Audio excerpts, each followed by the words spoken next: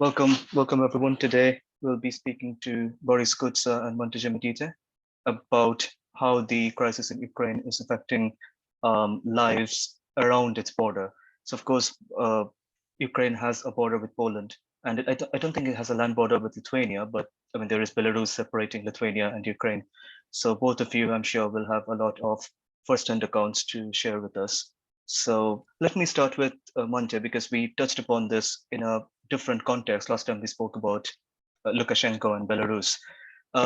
As we all saw, that when the invasion of Ukraine started this time, a number of Russian forces entered Ukraine from the north through Belarus. Do you think that wouldn't have been possible, or let's say easy, had Lukashenko not sucked up to Putin in the aftermath of the election that we spoke about last time?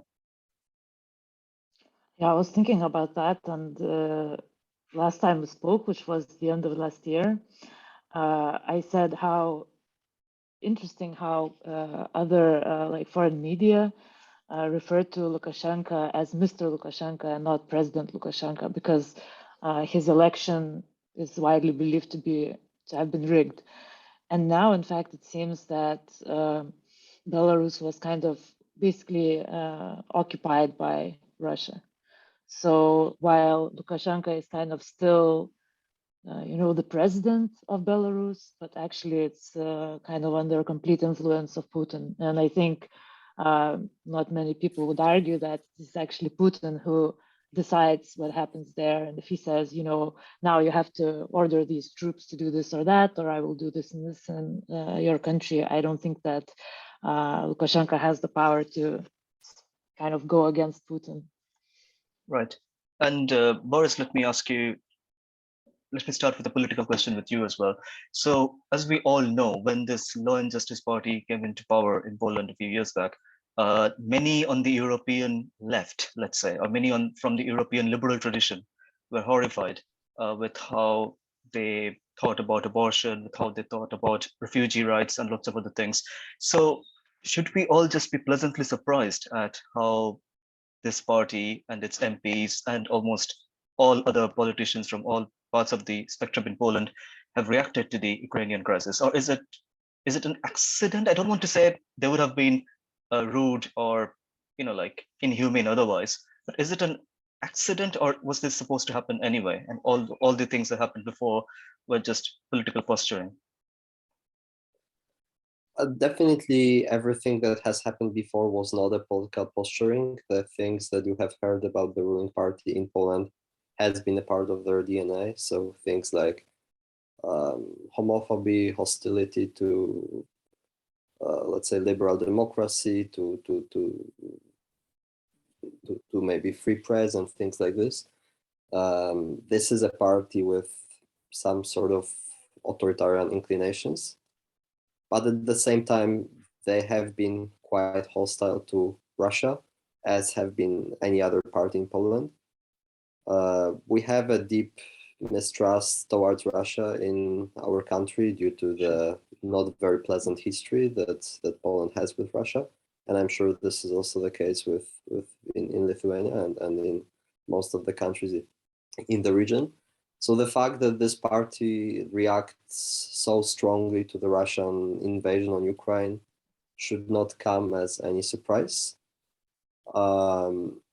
because there is a political consensus in Poland that a threat to Ukraine is also a threat to Poland, because if Ukraine becomes somehow subjugated to Russia, then what this basically would mean is that our border with Russia would become much longer, and that we would once again be on the front line, which no one in Poland wants.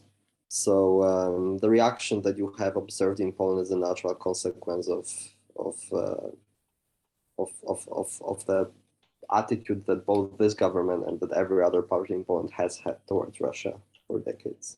So you would say you and other Polish people who live in Poland were not surprised that much by the reaction? No, we were not surprised by the reaction because it's in our national interest to keep Russia as far away from our borders as possible. Yeah. This is because we have all seen what Russia does to countries that it borders on. For instance, in the 90s, Russia led to very bloody wars in Chechnya. In 2008, Russia basically invaded Georgia. In 2014, it invaded Crimea and also Moldova, right? The Transnistrian war in Moldova, that was also fascist. Yeah, although that's I would say a bit older history, because this happened right after the collapse of the Soviet Union. But yes, basically Russia poses a direct threat to its neighbors, so it's in our interest to keep it away from our borders, and therefore there is no argument in Poland as to how we should react to this threat. Mantė, let me briefly talk about NATO and how young people like us, so you grew up in Lithuania, Borys in Poland, like when you were growing up, was NATO membership in any way part of the, let's say, the mainstream political discussion? Like I was looking into like NATO expansion and when it invited various countries to join and how all of that happened. So I saw, for example, that Poland joined in '99, but the lobbying for it started almost immediately after the fall of the Berlin Wall, even like not even the fall of the Soviet Union. So there was the Visegrad group, which comprised of Poland, Hungary, and Czechoslovakia, who were lobbying for NATO membership and EU membership for a long time, and eventually in '99 it happened. With Lithuania, I saw that there was a treaty between Lithuania and Moscow in '91 between Borys Yeltsin and Landsbergis. I think that was the name of a Polish. Landsbergis. Okay, there is a G. Okay, sorry, forgive me. So there was a treaty, and apparently Article 2 of the treaty said Lithuania can join whatever they want. And now you hear all this noise about NATO expanding eastwards and it being a problem. So when you were growing up, was NATO in any way part of the political discussion around you?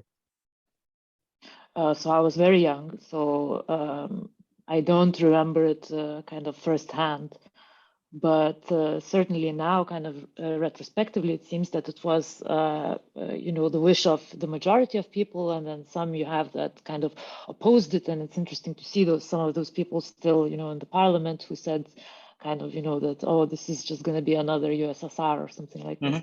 But I think overwhelming majority kind of was always for joining NATO, joining European Union, and it was like. And obviously now it's been seen as a very positive thing. And when, let's say, the Georgian invasion happened in 2008, and later when the Crimean annexation happened in 2014, did those voices which had opposed NATO membership back in the 90s, like, did they just embolden themselves or did they just go away? Maybe it's like different people, they'll change their mind and say, oh yeah, that was a mistake when I said it back then. But you'll always see, and even now it's kind of, in Lithuania, you can see small minorities of people saying that, like supporting Russia and not, joining NATO. So I think you'll always kind of see some people like that, but some will say, that was a big mistake that what I said before. Right, okay. And Borys, like, what was the discussion like? Like, do you, like, I'm well aware that all of us are not really that old to be, to have been thinking adults in the 90s. But do you remember any kind of like potent discussion happening on this topic in Poland? Like, I don't know, in the early 2000s or late 2000s, or like, let's say the discussions happened then and you read about them later. Well, so I was 3 when Poland joined the NATO, so of course I don't remember any discussions happening before, and I don't really know whether there were any serious discussions about this beforehand. It seems to me that there was pretty much a consensus that we want to be with the West rather than with Russia, and that although Russia might be weak in the 90s due to the collapse of the Soviet Union, it might get stronger at some point in the future. So it's in our vested interest to join the NATO and the European Union as soon as possible. And this has been the consensus ever since. So especially now, given what's happening in Belarus or in Ukraine, we're extremely happy that we did have the chance of joining both the NATO and the EU when it was still possible. Yeah, as I was looking into all this seemed to be quite true that this was the consensus. Whereas if you go westwards within Europe, let's say you go to France, like in there, within the far right tradition, you do have this friendship with Russian dictators. Like, for example, Marine Le Pen, because there is an election coming up, presidential election coming up in France in April. Marine Le Pen had some 1.2 million leaflets printed, which showed her giving a firm handshake to Putin, or maybe, I don't know, her receiving a firm handshake from Putin. And once the invasion happened, she tried to, like, decommission those leaflets. And then there is this other far right figure in France. I think he's called Eric Zemmour. I mean, he's like far righter than Le Pen in some sense, and he is also of that tradition in some way. And of course, in the UK, you have the idiots like Nigel Farage and other people.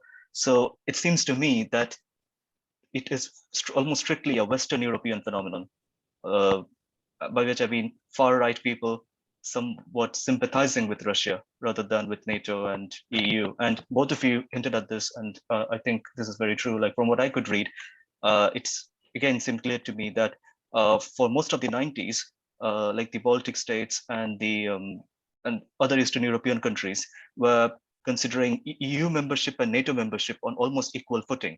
They needed both, and it didn't matter that NATO was almost strictly a military, like an alliance, and EU was something else. They needed both. Anyway, sorry, this wasn't a question. Let me come now to the refugee crisis, and let's start with Borys now. But I want to kind please. of say something about, some Western leaders trying to be friends with Putin, or saying, oh, we have to kind of be on good terms. So I recently watched, the Hillary Clinton.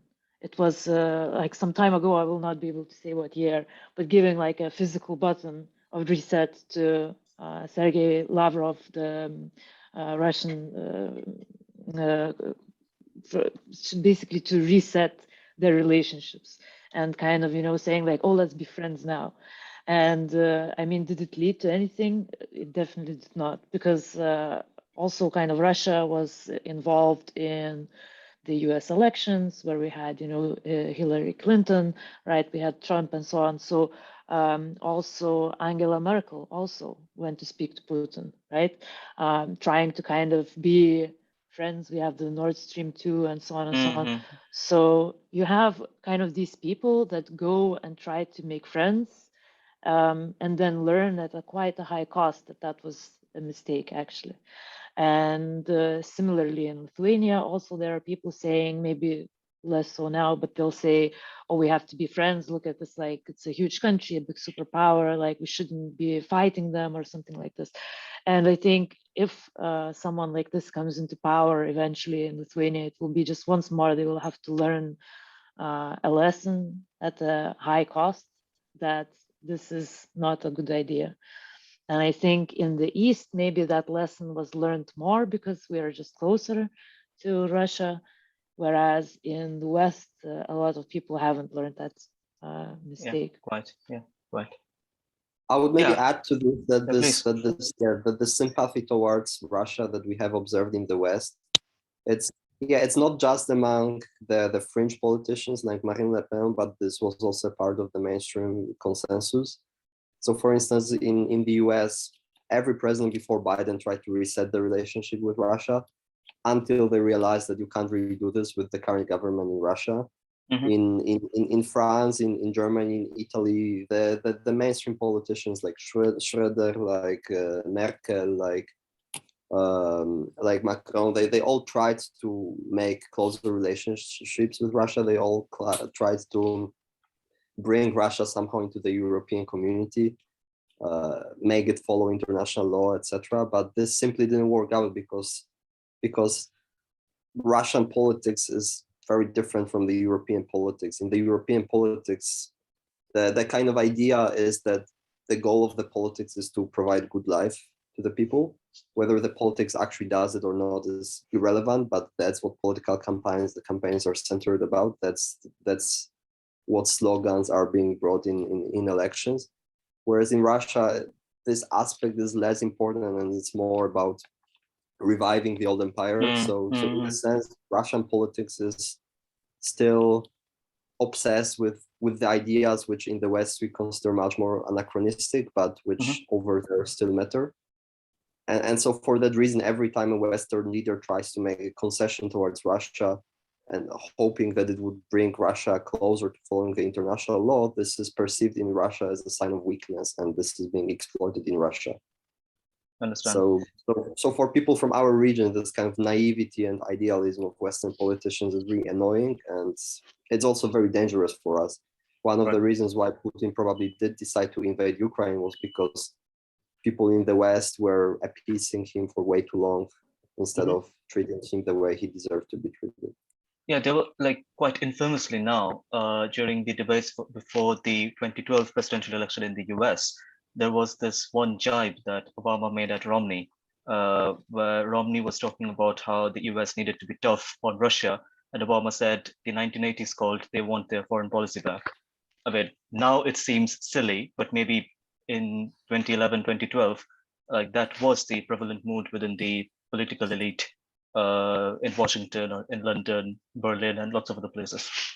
Okay, let me now switch topics and talk briefly about the refugee crisis, the humanitarian crisis. So as we all know, as we have all been reading, like Poland has been mighty impressive in the way they have been handling this crisis. So what are there any end goals there? Like I was reading a Polish newspaper, again, I can't pronounce the name, it's too difficult for me. And they were reporting that Israel has offered to absorb something like 2 million Ukrainian Jews from Poland into Israel. Like just this morning, this came out. Getting this wrong. I find it a bit hard to believe. I don't think there are nearly that many Ukrainian Jews. Okay, sorry. I got the number wrong. It didn't say 2 million.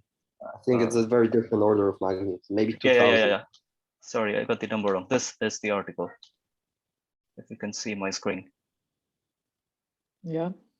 Is this a newspaper that I can trust?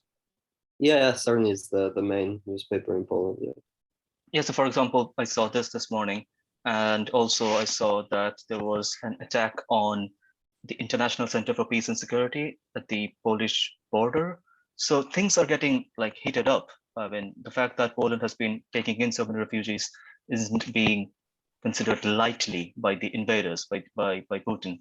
So can you conceive of any end goals there? Like should the refugees be just integrated into Polish society? Or should there be plans to make sure that they go back once the whole episode is over? Well, so let me maybe start with the numbers to give a good picture of the situation. So the last time I saw, which was a day or 2 days ago, the number of refugees that has crossed Polish border alone was over 1.6 million. And during the first 2 weeks of the crisis, we had on average 100,000 new refugees crossing the border every day. So the numbers are really huge and quite unprecedented for Europe. And there are also hundreds of thousands more that have crossed the border with Moldavia, with Romania, Hungary, Slovakia, Hungary, all these neighbors. I think it's hard to see the end goal for the moment because we don't really know how the war situation in Ukraine will evolve. I think a lot of these people would like to go back to Ukraine once the conflict is over, but it's not clear whether the conflict will last a few more days, a few more weeks, months, maybe years even.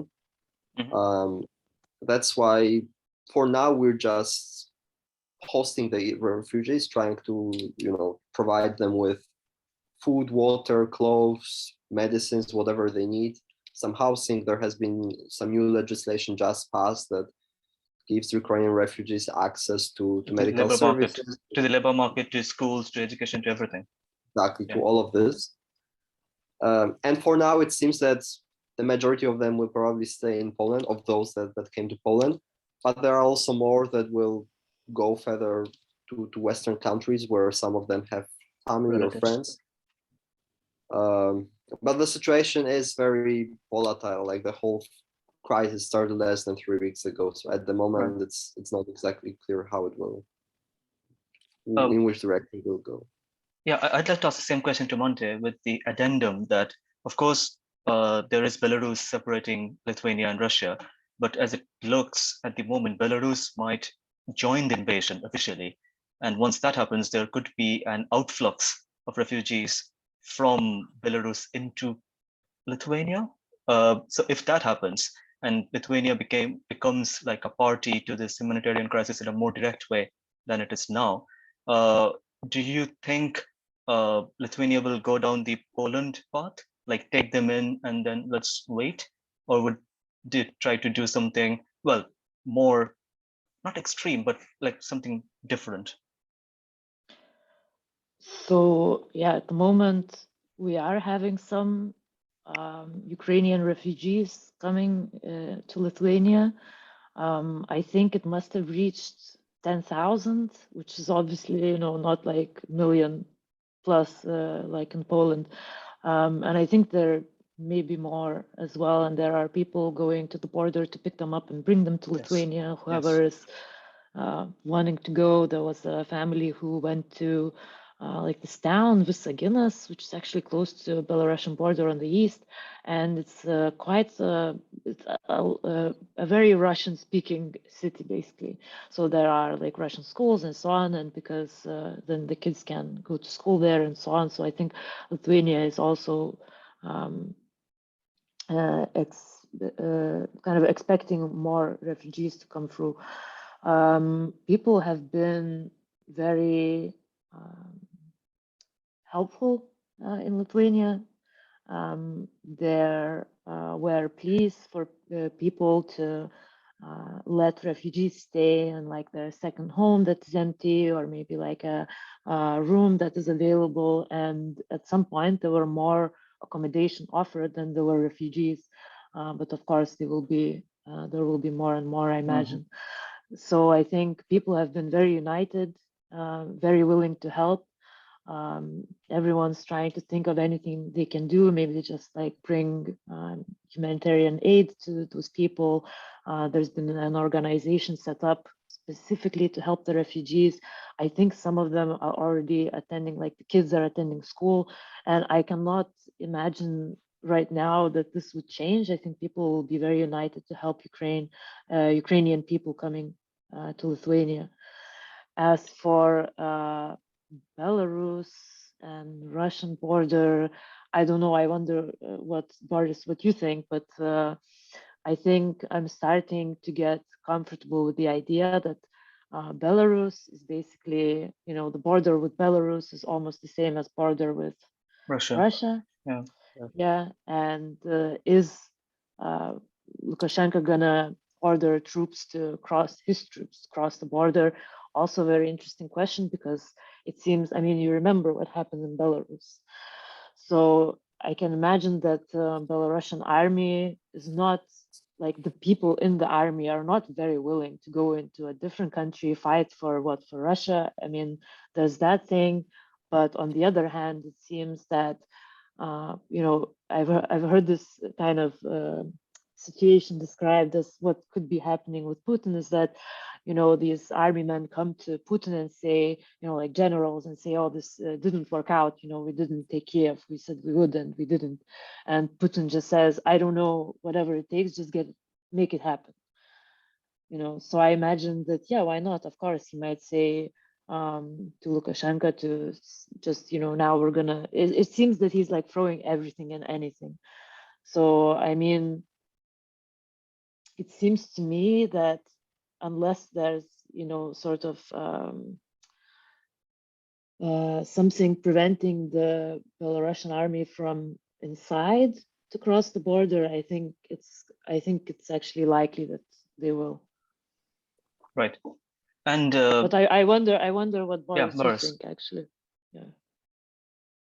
Yeah, I certainly agree with the sentiment that Belarus has by now become basically a Russian outpost, and that we should treat it as another province of Russia, which incidentally makes me a bit worried, because the border, because Belarus is separated from the Kaliningrad Oblast, which is a part of Russia, sort of in between the Baltic Sea, Poland, and Lithuania.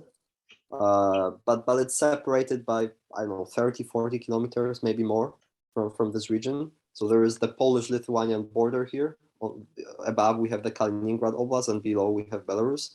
So if at some point Putin wants to escalate tensions even further, he might try to escalate this in this region somehow, somehow make claims towards this corridor connecting Belarus to the Kaliningrad Oblast. So the fact that Belarus is more strongly a part of Russia also poses a more direct threat to especially Lithuania, but also to Poland, because it creates another potential battlefield in the region which Putin could use to destabilize this whole part of Europe. But whether this happens or not, I think depends quite heavily on the result of the war in Ukraine, which is all. This makes it all the more important for us to see Russia actually losing in this war, because if it does win in this war, then it might be emboldened to take further aggressive steps towards other countries in the region. Yeah. Also, Kaliningrad Oblast on the Baltic coast, isn't that already a federal subject of Russia? So this is a part of Russia, yes, but it's separated from both Russia and Belarus. It doesn't have a direct land connection with these countries. Right. So what I'm saying is that if at some point Putin wants to escalate the situation in the region even further, then this is a good place where he could do this. Right. By wanting the same thing that Hitler wanted in 1939. So, Sure. by demanding some sort of land corridor from Belarus to this region. Which I think he will not, but okay. This is some threat. Yes, since we talked about like the military aspect, since you touched upon the military aspect of the war, let me go a bit into that. And well, of course, we all saw how the Polish plan to send MiG-29s to Ukraine by first sort of quotienting the map through US air base in Germany failed. Well, it seems to have failed, but I don't know, it could come back, because Pentagon said they are not going to do that because that will lead to World War III. And just today I read on Delphi, is that a decent newspaper in Lithuania? Yeah, just today I read that Lithuania is ready to host up to 7,000 allied troops in Lithuania by the end of the year, which is like a rise in the number of troops they are saying they're willing to host compared to previous years. So almost all the countries in that region are rising up to the practical military threat and practical military steps that one should take to counter this. But do you think any of these things will have any effect on Putin's psyche, or do you think any of these things would be effective in the least? Let's start with that, Mantė and Borys. I think the NATO troops in Lithuania was to be expected, that would happen. Talking about Putin's psyche, also a very interesting question. No one really understands him exactly. I mean, what are his aims? What is he expecting? But I mean, there are kind of not 100% confirmed, but it's kind of known that he doesn't kind of use internet. He doesn't have a smartphone, that he's kind of in this like bubble of his own fake news. And there are people that go and, collect information, report to him, and they just end up living in some kind of parallel, coordinate system. I don't know, like different from what we, perceive to be logical. I think it is important to show, that NATO, because one of the things that I believe that Putin believes is that NATO is not real, and he's kind of almost testing to see if it's a real alliance. Are they actually going to unite, or is it just on paper? Like what is going to happen? And I think it's quite important that this strength of NATO countries is shown now, and what he thinks of what is happening. I don't think maybe he is it's feeding his own fears that NATO is trying to expand and overtake Russia. Maybe he doesn't believe that. I think he's just probably watching and trying to see what is happening. I don't believe that Russia has the resources for a war in like a third world war. That's why I think it's true that Third World War would be a nuclear war, and as I can't remember who said it, the fourth one would be with stones and sticks. Yeah. Yeah. So I think now he's just focused on Ukraine. I don't think it's going very well for him, but also it's difficult to say because, we don't have independently confirmed information of what is happening on the ground. There is so much information. It's very hard to just see a clear picture as you would after like some time. So now it just seems that he's just gonna, I don't know, bomb Ukraine in a way that, if I can't have it, then no one can, and just kind of bomb it. And I don't think that there will be, and I hope there will not be a direct, kind of NATO involvement in Third World War. Therefore, I hope and I think that it will not happen. So yeah, we have the troops of NATO in Lithuania. I think it's good that they are coming. It was to be expected, but I don't think it will be used practically, and I think we'll just have to dance around that line of, what is direct involvement? Is it involvement? Is it not? Well, maybe it's not. Let's not escalate. But I'm afraid that we will just be seeing Ukraine bombed and bombed. Borys? I agree that Russia is too weak to wage any kind of global war against the NATO, both militarily and economically. I think a bigger threat from Russia is that, apart from all the things that are going in Ukraine, is that Russia might want to escalate tensions and chaos in various regions, like it did previously in Ukraine, in Georgia, in Moldova, and all these other countries. And yeah, I agree that sending more NATO troops is certainly a welcome move, but it's more of a signal sent to Putin that you should not cross further, rather than an sort of introduction to any further military escalation of the conflict. I'm also very skeptical about the possibility of a nuclear conflict at the moment, since for several reasons. One reason is that no one really benefits from this, whereas everyone would lose quite a lot from any kind of nuclear warfare. Secondly, Putin doesn't really need to use nuclear weapons. He had enough conventional weapons to, for instance, to use in Ukraine, and nuclear weapons would cause much more outrage than conventional weapons do.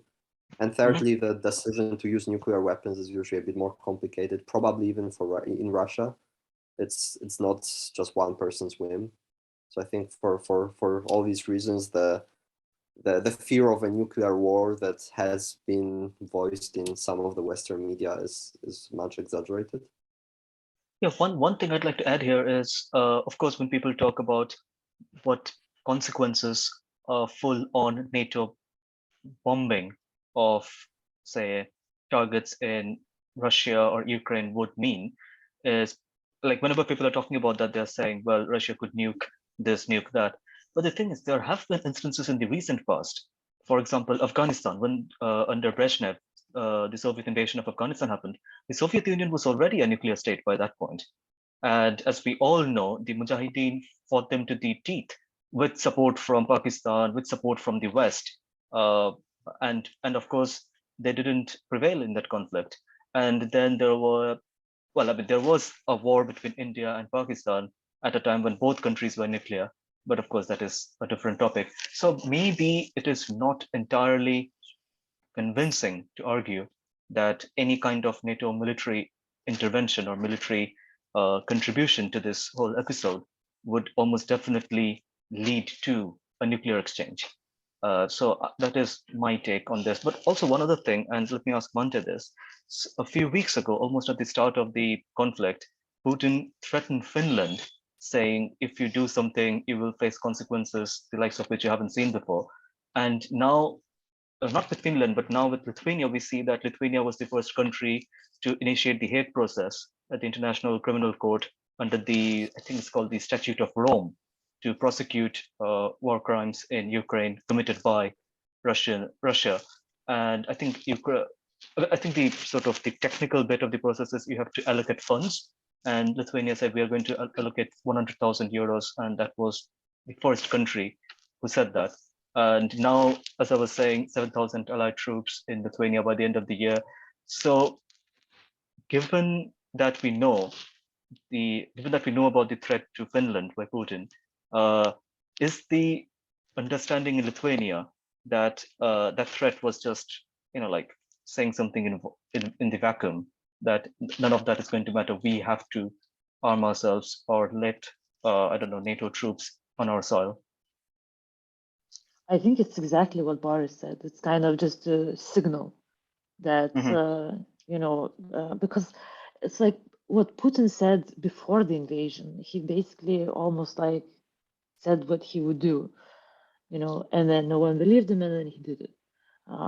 In terms of, saying like, oh, if you resist, you will see also consequences you've never seen before, and so on and so on. And I think threatening countries like Finland or Lithuania or something, nothing new, to be honest. Lithuania is not one of the probably least favorite countries for Putin. So I think, I don't think that his threats are baseless. I think if there was an opportunity, for example, I don't know, some kind of NATO would show some kind of weakness, and there would be some kind of, separation, like people wouldn't agree on what should be done with Russia. Like imagine there would be, I can't imagine that there would be certain circumstances that would, that Putin might use to make some, disorder in Lithuania or Finland or something like this. I can't imagine that happening. Not right now, but if the circumstances were to present themselves. So I think what he says is maybe what he would like, that would happen. But I think the NATO troops coming to Lithuania, and not only Lithuania, it's like, just Eastern Europe, I think Poland as well. I think, it's mostly a signal that NATO is united. It's committed to Article 5, that, if one country is invaded, the whole NATO is considered invaded. And I think it's just a signal to show that, no, that cannot happen. You will start a war with NATO if you try and do something like that. And same I question. think maybe I'll add to this point that one thing that we should all be aware when it comes to Russian foreign politics is that there's a lot of posturing there. There's a lot of bluffing and raising stakes. Russia as a country has very weak economy. I've read somewhere that its economy Size of Italy. is of Italy. Size of Italy, which, makes it much weaker than the economy of the entire EU or the US, let alone of both combined. Its army is much weaker than the army of the NATO, and also whatever we thought about the Russian army before this conflict seems no longer true. Like this conflict has showed that the Russian military is much weaker than we believed it to be. So Russia does not have power to carry out a war against any of the NATO countries if NATO responds. And that's why I think there is a room for more hawkish policy towards Russia, and because Russia, like Russian politicians included, play a lot of this naivety and kind of weakness that they can see among the politicians of the Western states. So I think it's the best moment now to show the strength that we have, so that Russia knows its place. One thing that I wanted to ask you specifically, Boris, is about the military plans by the Polish Prime Minister, which for some reason came out in the public. Like he was making an announcement in public saying, we are proposing this, let's send the MiG-29s to this American airbase in Germany, and then America can send them, not America, then the whole of NATO can send the fleet to Ukraine, because otherwise it would look like it is just Poland sending them. So isn't it a bit strange that these things are happening out there, like on Twitter? Yeah, I must say I don't understand exactly what happened there. I think there was some miscommunication between Poland and America. Certainly, Poland wants to help Ukraine as much as possible, this includes sending aircraft to help Ukraine fight. But at the same time, it's natural that we would prefer this to not come out just as a Polish initiative, but as a more unified military response. And so the action of the Polish government aimed exactly at that. It aimed at sending at presenting the transport of Polish MiGs to Ukraine as the help from all of the NATO. But yes, something didn't work out. Sorry, Mantė. Just one thing that any kind of escalation from Poland could sabotage the whole of Ukraine, because Polish border is where all the support is coming from, right? Mm-hmm. So if you know, and also like, through the about sea. About that, fighter plane situation, also very interesting to me, and like what is happening with that. And I think the idea was that, okay, someone gives Ukraine the plane, for example, but where is that plane going to be stationed? And will it be stationed in Poland, and then Ukrainian people would fly it to Ukraine? Would that be seen as Ukrainian involvement? And for history, I think some people say that based on history, this shouldn't be considered. I can't remember what example they were using, but they said like, oh, giving like some land, like giving guns, same giving a plane. It's kind of, guns, planes, it's kind of the same. And then giving land from where to operate, also in history, it hasn't been seen as, directly intervening. But it's kind of this gray area there. And if it were to be seen by Russia, they could just sabotage the whole of Ukraine because of that, corridor that they have, where the support is flowing. Also, one other aspect of this that I understood was that Poland for many years has earned for like a better fleet for their own air force. So apparently the Polish Air Force has a lot of MiG-29s, which are of, which are Soviet era planes. And whereas I think US uses F-22 or FN, like for some N, that those airplanes, those jets. And so what Poland was saying was they would exchange MiG-29s for the F-22s first. Like they will not, of course, give away their whole air force and not have anything for their own. So they would exchange the MiG-29s for their US equivalents. And the US equivalents are much better, by the way. And then the MiG-29s will go to Ukraine through NATO, because the Ukrainian pilots only know how to fly MiG-29s. I mean, they don't fly F-22s. So I'm guessing from the financial side, maybe the US were unhappy because they don't want to sell F-22s to Poland or whatever. I don't know. And maybe that is part of some other, I don't know, settlement negotiation conversation. I don't know if this was a concern. As I said, I don't really know much about what was going on there. But we did buy planes from the US before, so I doubt that this will be a problem. Okay, yeah, but I think this situation will become clearer after some time, because at the moment it's like also interesting to me, but I cannot understand the situation. Yeah, I mean, the military aspect of the whole thing is really fascinating, and unfortunately, like, you need a certain breed of like history experts to deal with that. Like, there is this whole conversation happening about what should happen in the Black Sea. Like, if I think Turkey closes the, what is it called? The Sea of Marmara? No, not that. Yeah, the straits.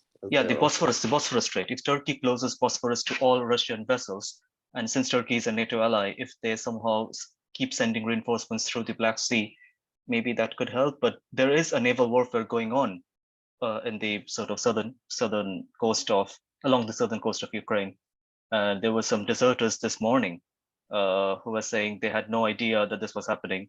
They had been told that the locals would welcome them, and when they saw that that wasn't happening, they were just confused and they wanted to desert. But the sort of submarines behind them told them, if you desert, we will kill all of you. And they just went in. They were just really unprepared for this, because as we all know, like, the history of the Russian civilization as it is now goes back to the Kievan Rus. So Kyiv is quite important to them.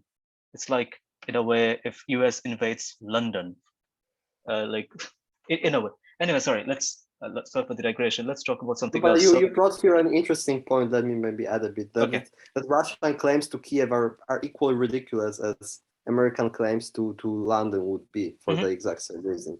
Yeah. So this also shows just how stupid and Deluded, yeah. intellectually worthless Russian propaganda is. Yeah, and so my next question is related to this. So as we all know, right after the Afghanistan debacle of August last year, or during the Afghanistan debacle, Putin wrote a long essay, something like a 5,000-word essay on what he thinks of Ukraine. And in it, he said, Ukraine has never been a country. It used to be a part of the Soviet Empire, and then they added bits of what did they say, Poland and Hungary to it, and they called it a country. This is not a country. We are the same people, fellow Slavs, and all that bullshit. So, of course, if you look at the borders of most European countries now, they are very different to what they were, let's say, 100 years ago, or I don't know, 50 years ago. So this, of course, applies to Lithuania, of course, applies to Poland and all many other countries. So is it only Russia who has this delusion of trying to reshape their borders into like how they existed way before, I don't know, before 89, or I don't know, before 45? Or do other European countries also have to deal with such, like tensions or worries or concerns? Yeah, so I don't know. Any one of you I can, mean, yeah. I don't know what is happening in Putin's head. No, Likely, yeah. it's likely that he thinks that Russian nation is above other nations, and that might sound familiar to Yeah. this German leader that we had Mhm. not that long ago. I heard that, he's like superstitious, that he thinks, Russian people, Russian nation is somehow, better, and that there's like a certain path that he has to go through to lead his country to like this greatness. Is that what he really believes? I don't know. Maybe it's like one of plausible explanations. I don't know if he does know history. Does he not know it? Does he know it and purposefully misinterpret it? When he said that Ukraine is not a nation, it's not a country, it's nonsense, it's just Russia, basically. I think that Ukraine has proven now that that's not true. And there's been kind of fake news on the Russian TV explaining how Ukraine was, made by Russia, and it's just nonsense. But actually, I mean, history is not my not my strength. But I was reading about the history of Ukraine, and it's just not true. It's been part of, Lithuanian kind of, kunigaikštystė. But so it's been part of other kind of unions. It's been separate from Russia most of the time. Yeah. So those claims are, of course, it's just nonsense. Yeah, of course, like if, I don't know, if Mongolia now claims Ukraine or Russia or like all of the world, it would be ridiculous, like because they had Genghis Khan. Yeah. Like, No, my question was slightly different. I was saying this intellectually dishonest project of restoring a country to its former glory or to its former boundaries, does that happen at all in Poland, in Lithuania, in, I don't know, Hungary? Or No, is it so just... I think one has to say one thing here. So this desire to change borders in Europe had existed quite a lot all the way up to World War II. However, this led to 2 world wars, to enormous bloodshed and enormous destruction in Europe. And after that, these projects became largely abandoned. So instead of wanting to expand their states, the European leaders agreed to construct states within the borders that their countries occupied at that moment. And instead of fighting, they decided to integrate and to cooperate. And that's how the common European projects appeared. So the European Community of Coal and Steel, which was which later gave rise to the European Union, was formed a few years after the end of the World War II, and it was a a way of finding an alternative to this seemingly endless bloodshed that was taking place in Europe beforehand. So by now, you don't really see the desire to change borders almost anywhere in Europe, except for Russia, except for maybe some parts of the Balkans. So this dream that Putin has of subjugating Ukraine is largely his thing. And as Mantė said, it's this project is completely intellectually dishonest, and the July manifesto that you already cited before that Putin wrote last year just shows that Putin is nothing more than a dumb former KGB spy, that he has no idea about history. Because one of the main claims that he made there is that Ukraine is basically a Russian project, that the Ukrainian state was formed by the Bolsheviks, which is simply not true. The Ukrainian national movement started in the 19th century. At that time, the territory of current Ukraine was divided between Russia, which ruled most of it, and between the Austro-Hungarian Empire, which back then was a pretty big empire in Central Europe. So the Ukrainian national movement originally started in the Russian part of the Ukraine. Then it moved towards the Austro-Hungarian part of the Ukraine, where it took roots. And when the World War I ended, when both of these two empires collapsed, there were two short-lived Ukrainian states. So one was in Western Ukraine, and this state was defeated by Poland in 1919. So this part of Ukraine became a Polish territory all the way up to World War II. And then there was the other state with the capital in Kiev. This was the Ukrainian Popular Republic or something like this, which was one of the many state organisms that originated in the territory of the former Russian Empire after the collapse of this empire. And it existed for, I won't tell you exactly, but a year or two maybe, until it was defeated during the Russian Civil War. And then this territory of what's currently Central and Eastern Ukraine became a part of the Soviet Union. And on this territory, Bolsheviks created the Ukrainian Socialist Soviet Republic. But the point is that this was not the original sort of Ukrainian republic. There was a Ukrainian state, there was a Ukrainian national movement before that.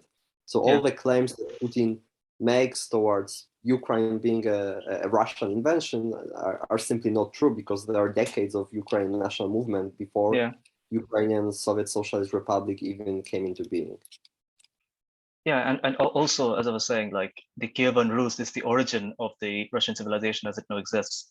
So there were, there was a civilization in the 10th century, in the 9th century in Kiev, when there were just jungles and forests in Moscow. So it doesn't make sense. It's also the origin of the Ukrainian and Belarusian civilization. Of course, all these three nations take roots in the Kievan Rus. So the claims that he makes to this state are completely unjustified, because it gave origins to all of these three nations. Yeah, and the fact that some state was carved up by a pen on a map doesn't make it legit for people decades later to just want for that state to go away. Yeah, sorry, Mantė. Yeah, but also I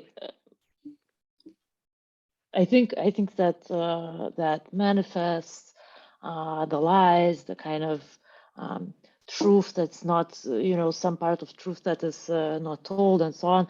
To me, it seems that it's mostly for the for Russian people, so that there is support from them for the war. And just kind of, about the neo-Nazi movements in Ukraine. I don't think anyone in Europe believes that, or in the US, like most people definitely do not, and think it's nonsense. But so that's why I think it's for Russia, it's for Russian people. All those like just nonsense stories. Yeah. Okay, let me end with a very difficult question, and either of you can take as much time as you want to answer this. So when the Third Reich was defeated at the end of World War II, a lot of effort was put into making sure that there wasn't a new Hitler, like there wouldn't be a repeat of what happened after the Treaty of Versailles. Similarly, after Japan surrendered, a lot of effort went in that direction as well. there have been some criticisms that I've heard in the past and also quite recently, that post the fall of the Soviet Union, post the fall of the Berlin Wall, no such mechanisms were put into place. For example, after World War II, a lot of effort, as I was saying, was put in place to make sure that Germany did become a democracy. West Germany, let's say, did become a democracy, did have free and fair elections. Whereas with Russia, with the Russian Federation, post the fall of the USSR, no such efforts were put in place. Should we take that criticism with a pinch of salt, or is there is there a kernel of truth to it?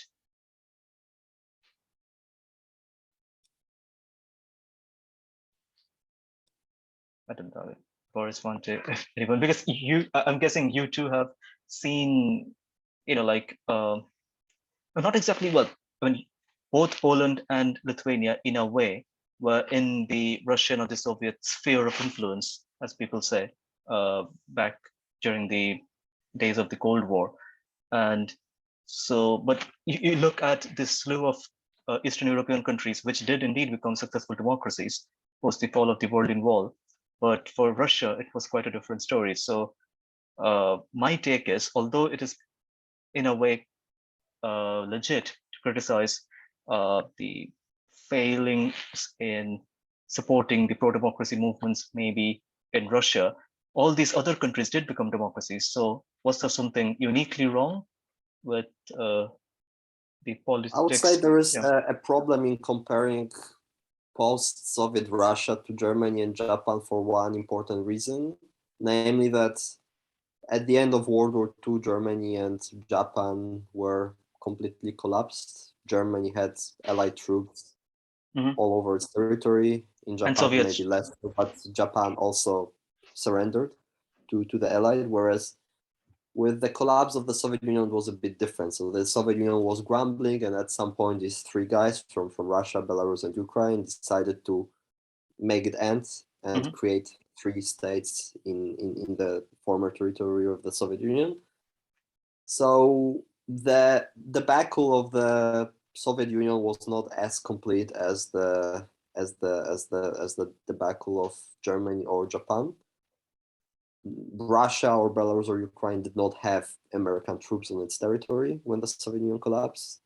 So I think there was much less room for Western states to try to remodel these countries in its own image for this very simple reason. So that's one point. The second point is that there was actually a lot of help from the West in trying to remodel, for instance, Russian economy in the 90s. Whether this help was successful or not is a different question. I would say it was not, but it's hard to say that the West did not try at all. They did. It's just that this didn't work out. But also maybe I'll make one more general point. There is this tendency in Western countries to criticize the West for the failures of Russia, for the wrong direction that Russia took. And sure, to some extent, this criticism is fair, but I think it often goes too far. For instance, there is this tendency to blame the current expansionist policies of Russia on the expansion of NATO in the 90s to the east. But I think the original source of the problem here lies not in the West, but in Russia's unwillingness to reform. If Russia had been willing at the time to abandon its imperialist ideas and if it tried to modernize its state, to build a modern state within its boundaries, everything would be good. But Russian political and business elites were not ready for that. And that's why Russia is today where it is. So all the problems that we're seeing are, despite some failures of the West, I would say they are to a much smaller extent the failures of the West than they are the failures of Russia itself to modernize, to reform. Right. And this also has some deep roots in Russian culture, because from the 19th century onwards, there was this very influential group in Russian culture which said that that the West is bad, that the West is rotten, and that Russia should preserve its distinctness from the West. rather than trying to copycat Western solutions. So at least partly this reluctance to modernize is rooted to this kind of Russian exceptionalism that too many people in Russia seem to believe in. Right. And Mantė, do you have anything to say here? The only thoughts that come to my mind is that also you cannot quite compare the ex-Soviet states with Russia itself, comparing them in the way that, successful democracies, and in Russia you do not have that, because of course you have the occupied territories and then you have the occupier, right? So also what Borys said about the West being rotten. So I think at the moment in Russia, maybe like a fifth of people, 20%, would like to live in a democracy of any sort. So I mean, it doesn't seem like very small or very big number, but when I think that if such numbers came out in Lithuania, I would be so shocked. It's actually really, really low, 20%.